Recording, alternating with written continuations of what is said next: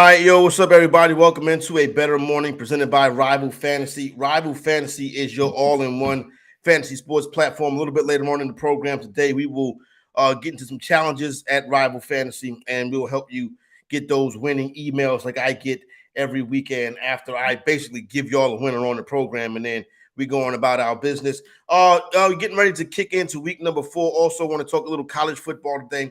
But break down some of the weekend's big matchups. Obviously, we got the BET Awards with Colorado and the University of Southern California. Big noon kickoff on Saturday. Also got some intriguing SEC matchups to get to that night. And then, got the game today. We'll look at some BetMGM insights, break down today's game, see if we can get you a way to make a couple dollars on that. And obviously, big news in the NBA yesterday. But I do want to start with Detroit Lions and Green Bay Packers tonight. Detroit Lions and Green Bay Packers football, Thursday night football. It goes down at Green Bay. Packers and Lions, both teams coming to it 2-1. Battle of NFC North teams on the come up. Obviously, you got the situation at Green Bay with Jordan Love taking over for Aaron Rodgers. So far, his career is off to a pretty good start. I would say that. Not as efficient as you would like, but still a pretty good start. And obviously, the Lions are a team people think can compete in the NFC this year. I wouldn't go that far, but I do think that they are an interesting team, a good offense, and actually been very good in their run defense. What I would like to see tonight, first of all, going into this game, the Detroit Lions are a 1.5-point road favorite. So when you look at a spread that short, like really under 3, I would go ahead and handicap it as a money line handicap. And when you look at these two teams on the money line, the past couple of years, basically in the LaFleur and Dan Campbell era as the head coaches of these two teams, it's really been the Dan Campbell show. The Lions 3-1 straight up on the money line against the Green Bay Packers in their last 4 meetings. So that gives you a little bit of a hint of which way I'm going tonight. Now, obviously, when you look at the betting splits, according to the DraftKings Sportsbook, getting ready to pull them up right quick. When you look at these betting splits, kind of give you an idea. Heavy betting tonight on the Detroit Lions, and obviously, that was going to be the case. They're a very popular team when it comes to the public. Total in this one sitting at 46, 45.5, somewhere in that range. So I think the under could get some action in this game right here. Basically, the way I would play this one, to be honest with you, what's critical for me to see, I want to see the Green Bay Packers and Jordan Love out there with his full complement of weapons. I want to see him out there with Christian Watson.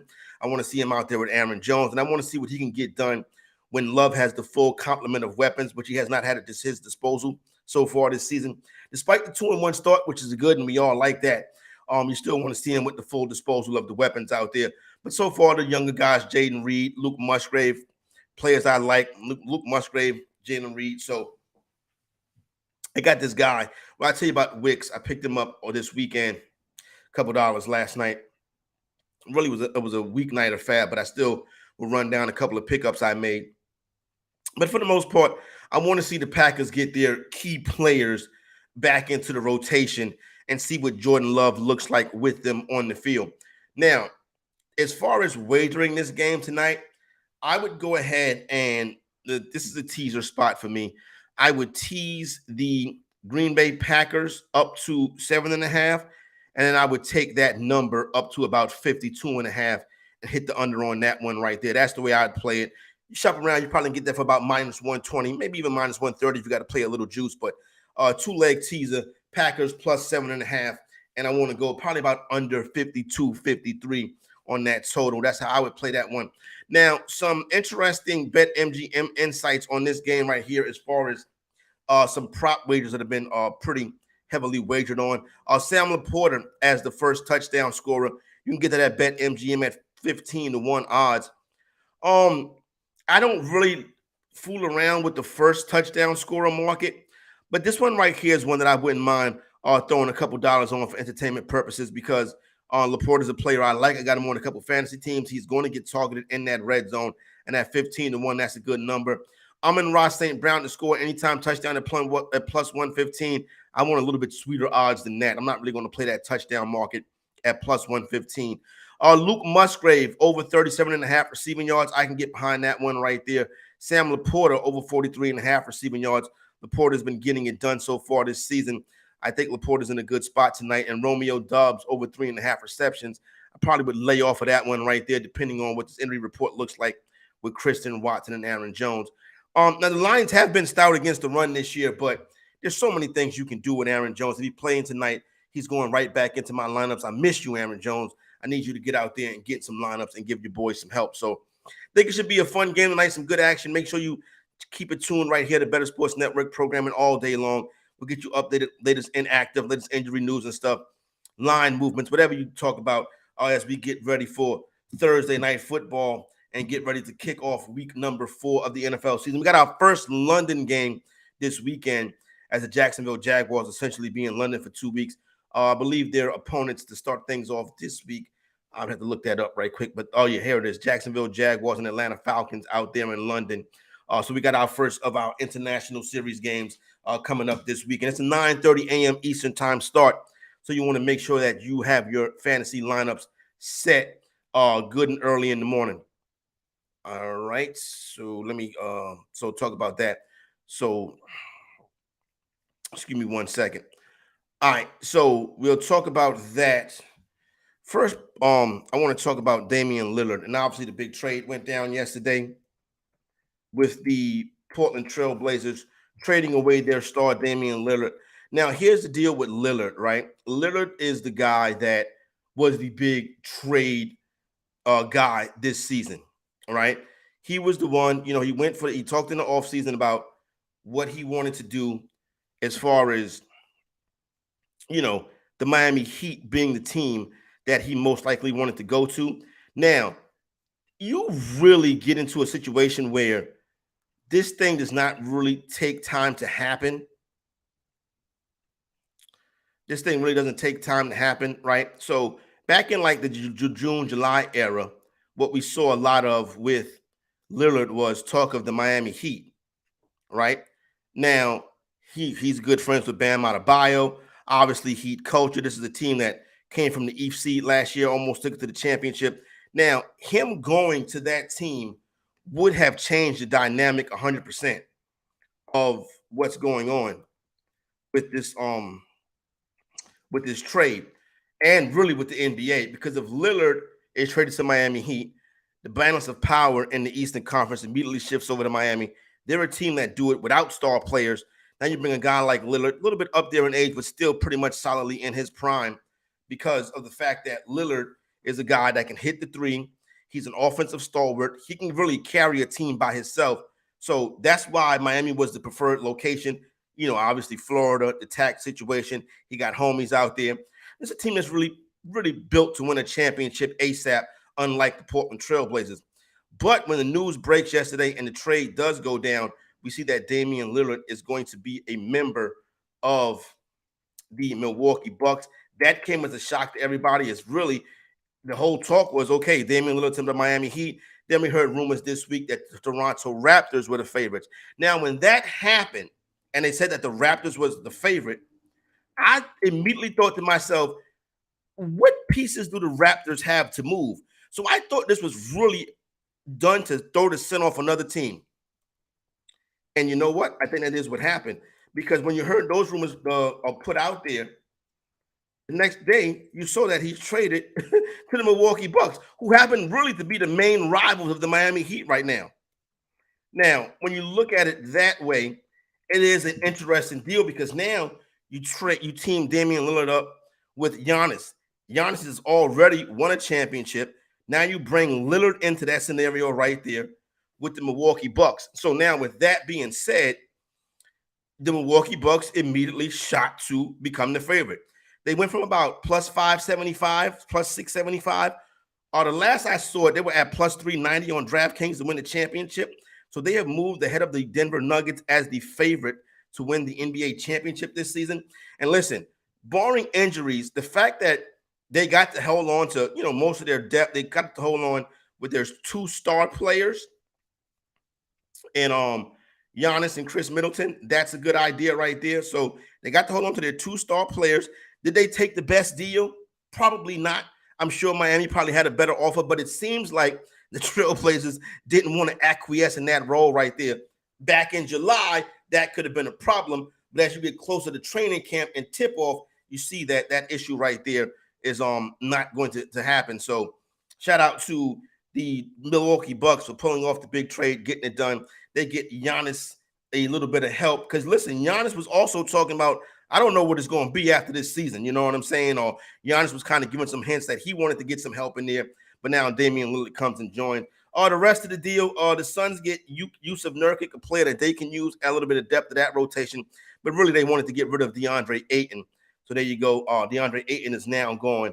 And now DeAndre Ayton is a member of the Portland Trailblazers. So Portland really not looking to go super duper youth in the rebuild. So they got some pieces where they still can compete, but they're still the bottom of the Western Conference team, the Portland Trailblazers. But obviously the big news is the Milwaukee Bucks, now NBA title favorites, as they add Damian Lillard to the mix. The health of Chris Middleton will continue to be important, and Giannis as well. The Eastern Conference is getting tougher, but I do feel as if Milwaukee Bucks really right now are the class of the Eastern Conference. Already having issues up there in Boston with Kristaps Porzingis. He could be banged up to start the season. I'm telling you, that Porzingis deal is not going to go well for the Celtics. Porzingis is the guy that bangs around, gets the fan base aggravated, and then he is out. So plenty of NBA coming up. I believe training camp starts next week, so we'll be breaking that down for you right here on the Bettor Network and A Bettor Morning. Now coming up, last night didn't really do too much in Fab. Little Melvin Gordon in places, and don't feel good about that. It's really a lot of the leagues that playing with 20 roster spots. These waiver wires can be barren. So a little bit of the kid Wicks, but don't expect too much from him with Walker and these dudes coming back. Josh Palmer and Clyde Edwards-Helaire were some big names on my waiver wires last night. Rondell Moore as well as a player I picked up. Add a little bit of depth. That Arizona Cardinal team seems like they are a little bit better than we thought that they would be. So really not much in the Fab business last night. You got to try to be ahead in these things because you obviously seen already this year when a guy like a Jerome Ford or maybe even a DeAndre Swift or somebody like that comes up, the wallets open up and the whole league is going after them. And rightfully so, that's the way it should be. I think you should spend your Fab early. But, as far as on a week-to-week basis, especially at that running back position is going to be barren. That's why I always say if you have depth at running back, don't get frisky and start trading away your running back depth because that depth is here today and going tomorrow. So definitely you want to get some fantasy football advice and get ready for this weekend. You need to start a free 7-day trial of Fantasy Alarm's All-Pro subscription. Get all the Week 4 DFS context and picks for free. Go to fantasyalarm.com/win. You get that 7-day free trial of the All-Pro subscription, and they'll get you right for Week 4. All right, so college football this weekend. Not the big crazy weekend that last weekend was, but we still identified a few good games on the schedule that I want to take a look at, break down, and give you a couple of my thoughts on. And I want to start off with, obviously, the game that's being dubbed the BET Awards, the big noon matchup between the USC Trojan and the the Colorado Buffaloes. I called them Oregon after that ass cutting last week. And the Colorado Buffaloes. Colorado home dog getting 21.5 points in this one right here. You do see a little bit of respected money, or it appears to be respected money coming in on the Buffs. But really, the people bet so much on Colorado, like they're being the most bet on team, NFL or college, these last 3-4 weeks. So you really don't know where this money is coming from, if it's respected or not. Now, I think USC wins the game. I think USC is a double-digit winner. Is it 21? Probably not. I think Colorado bounces back this week. But what I do like in this game is the total. I think this is going to be a high-scoring game. I think you'll see Shedeur bounce back. Shedeur Sanders bounce back from last week. Still no Travis Hunter, even though he's trying his best to play, but they're not going to put him out there. I would have loved to see one-on-one matchups with Caleb Williams going down the field, see if Travis Hunter can get an interception off of him. But you do got two big quarterbacks in Caleb Williams and Shedeur Sanders, so that should be a fun game. Big noon kickoff, obviously, the pageantry that comes along with Coach Prime and the Colorado Buffaloes. But I think the over is the play in this one right here. Don't get yourself too wrapped up in the point spread. Go ahead and enjoy the big noon kickoff. ACC, Notre Dame versus Duke. Interesting one right here. Notre Dame, the independent. Duke is a team who now can look like Duke is a team now that looks like they could be in a position to maybe make a little bit of a run here in the ACC, because you can almost say with those 2 losses, Clemson is done. Now, Florida State and Duke will play later on this year. If Duke can knock off Florida State, we can really see Duke rise up in the rankings. But this game right here is going to tell the tale for Duke. Now, they're home dogs getting 5.5 points, right? So not a royal mint spot because they are at home. What I do like about this Duke team is the play of the quarterback, Riley Leonard. They don't seem to get too rattled in some of the games I've seen them in. Now, they're going up against a better team this weekend in Notre Dame. Notre Dame is coming off that nasty victory, and Marcus Freeman, the head coach, had that nasty blunder down the stretch. He was a man about it, apologized to the team. He talked to the media. He owned up to his mistake by having 10 men on the field in that critical play when Ohio State walked him off. That should have been a Notre Dame victory. Now they got to come back this weekend, go down to Duke and face a tough Duke team. I think Notre Dame beats Duke. Would I lay the 5.5 Notre Dame? Nah. It'd probably be a money line parlay piece for me. I probably would end up throwing Notre Dame in a parlay, that money line, because I think Duke is live in this one. I think they'll cover that 5.5. Probably a 3-point game with Notre Dame winning, but I think that Duke is going to give them all they can handle. A couple of SEC games I want to look at. You got LSU and Ole Miss. This should be a good one right here. Lane Kiffin continues to need a signature victory at Ole Miss. Is it going to come this week at home versus LSU? Probably not. At home, Ole Miss, 1-4 on the money line is home dogs in conference since Lane Kiffin has taken over. Brian Kelly in this spot right here, laying 2.5 on the road. Man, this is going to be a tough game, a tough spot. I would take the LSU Tigers in this one, though. I think they get it done. Jaden Daniels is one of the better quarterbacks in the SEC this year, so I think he's going to be able to get it done. Now, another SEC game at night this week is the matchup between South Carolina and Tennessee.